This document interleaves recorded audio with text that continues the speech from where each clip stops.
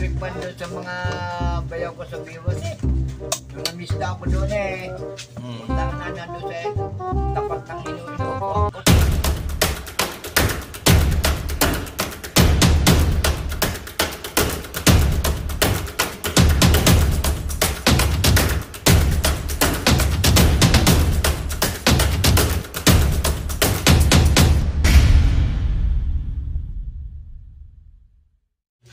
Okay, it's another third timing day. Share ko lang sa inyo mga ka-timing regarding sa electric fan. So meron kasi ditong winding ng electric fan. So hindi tinatablan siya ng soldering, no. So napansin ko ang ganda ng ano niya, no, ng kulay niya mga ka-timing. Pero alam nyo ba, deep inside mga ka-timing, yung winding na to ay peke. Paano masabi? Paano ko nasabi? Kasi kung mapapansin nyo, yung pag binalatan natin yan, kasi coated siya ng varnish coat. Kumbaga ang kanyang tanso ay hindi siya tanso kundi alloy. So marami nang naglipa na ganitong electric fan. Okay, yung mga windings niyan fake na po yan, ano. Pati sa mga washing machine natin ganun din, yung mga winding ng mga motor nila ay puro alloy na ang ginamit. So hindi naman natin alam yon kasi mura nga lang naman yung electric fan, so afford naman kaya binili na. Kaya lang madali talaga siyang masira. Alright, sa totoo lang sobrang dali niyang masira. Minsan hindi pa aabot yan ng 1 taon sa iyo, o minsan 2-3 buwan lang sira na, kasi yung windings nito ay fake. So marami na po naglilipanan nito.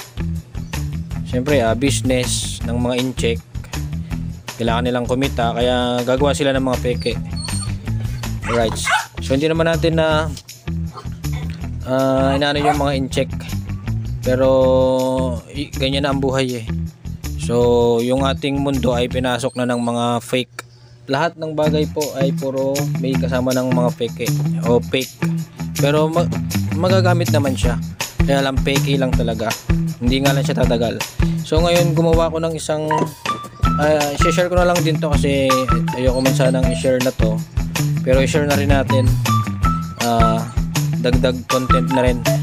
So ito bumili ako ng ganitong motor, conversion siya, no, ng electric fan. Kasi kung mapapansin nyo, bearing type, mas matibay po yan pagka mga bearing type mga ka-timing yan.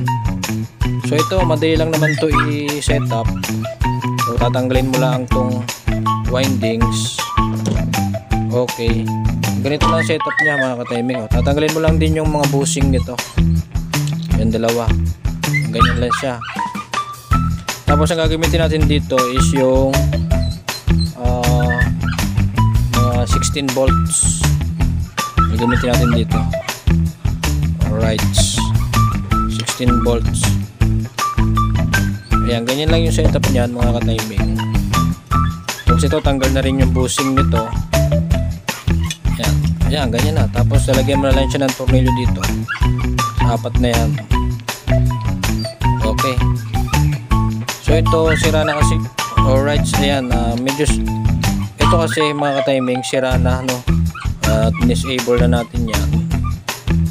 Okay, hindi nagagana yung left and right turn nito. Pero ganyan ang setup niyan mga ka-timing. Okay, mamaya pakita natin. Mas matibay ito mga ka-timing at siguradong mas tatagal yung electric fan nyo. Kasi naka-bearing type siya. Okay, yun lang mga ka-timing. Alright.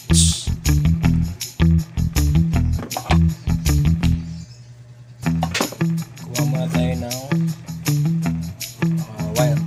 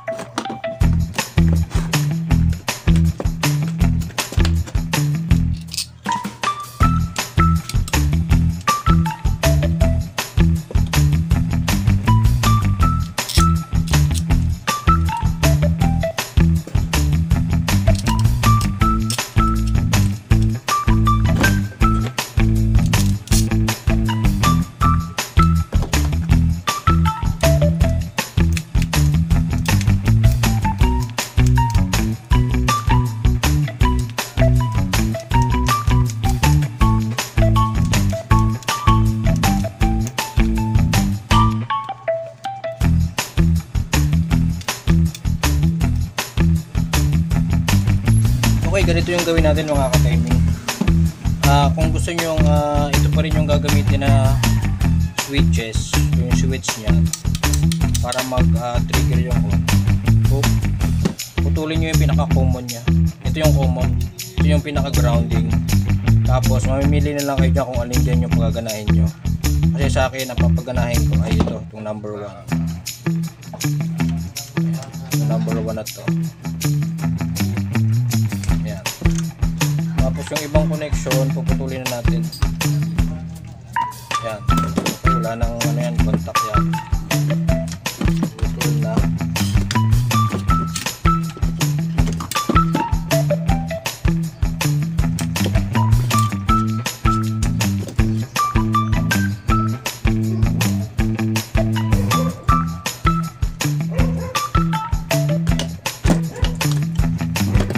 Tapos ang gagawin natin, putulin na natin ito. Okay. Ang kukunin naman ngayon natin dito, mga ka-timing. Okay, mamili lang kayo dyan ng kulay, no?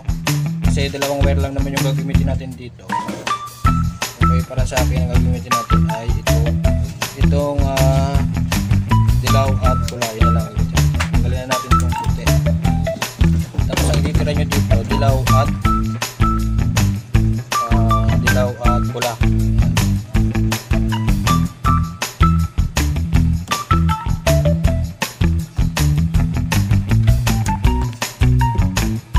Dilaw at pula.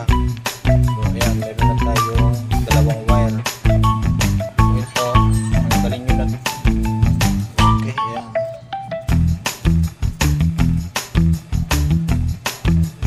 Okay, bali ito na yung itsura ng motor.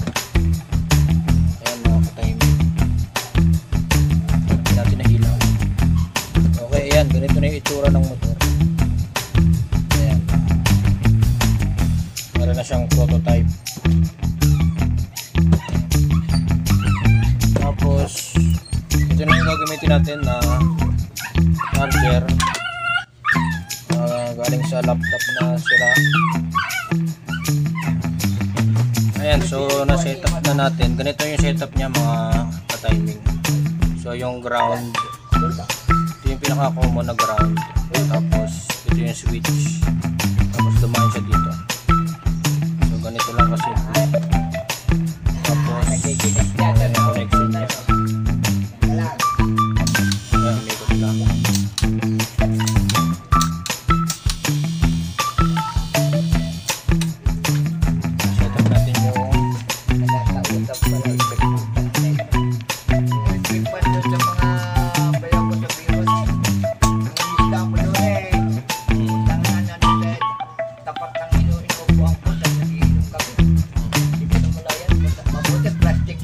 Okay mga ka-timing, ito na yung electric fan.